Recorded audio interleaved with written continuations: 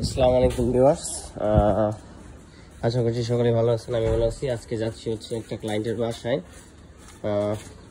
অফিসে যে ছেলেরা আছে তাদেরকে পাঠাইলে, তো এই ক্লায়েন্টের বাসায় হচ্ছে সমস্যাটা, সকালে যদি লাইন ঠিক করে দিয়ে আসে চলে, 8-10 ঘন্টা চলার পরে লাইনটা আবার চলে যায়।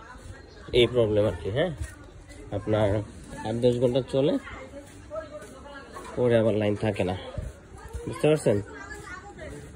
তো যাচ্ছি, আমি নিজেই যাচ্ছি এখন, দেখি ক্লায়েন্টের বাসায় যাব, কি সমস্যা। আমি নিজেই এখন বের হয়েছি, ক্লায়েন্টের বাসায় যাব, যাই দেখবো কি প্রবলেম।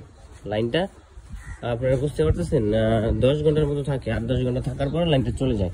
এখন এটা তার রাউটার থেকে সমস্যা হতে পারে, তার এই কেবল থেকে সমস্যা হতে পারে। ক্লায়েন্টের বাসা হচ্ছে এইটা, এই ক্লায়েন্টের বাসা, এই যে গেট। এখন আমি উপরে যাব, আর ক্লায়েন্টের কেবল হচ্ছে ওইটা, ওই যে দেখতে পাচ্ছেন কেবল, এটা হচ্ছে ক্লায়েন্টের কেবল। এখন আমি যাবো, যে লাইন চেক করব কি প্রবলেম, এটা সলভ করে দিব।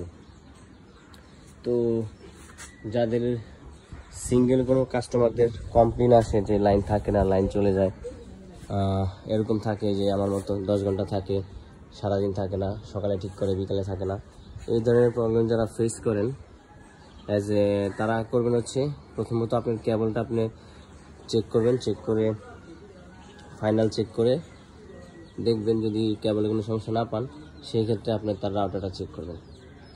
তো ভিউয়ার্স, এখন উপরে যাচ্ছি, ঠিক আছে? ভালো থাকবেন, দেখা হবে পরবর্তী ভিডিওতে। আসসালামু আলাইকুম।